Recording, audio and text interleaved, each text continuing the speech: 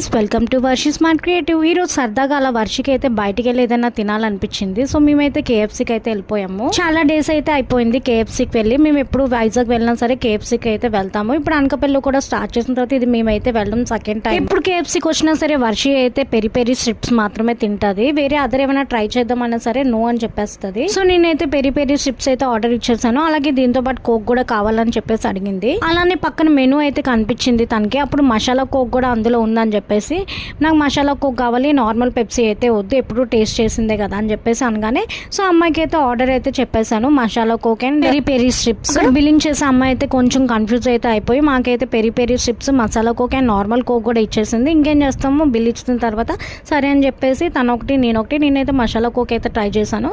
వర్షి అయితే normal coke అయితే తాగింది. అలాగే పెరి పెరి స్ట్రిప్స్ అయితే తినేసింది. మసాలా కోక్ అంటే ఏమీ లేదు, అందులో కొంచెం హజ్ములా ఫ్లేవర్ అయితే వేసారు. టేస్ట్ అయితే బాగానే ఉంది. నేనైతే తాగేసి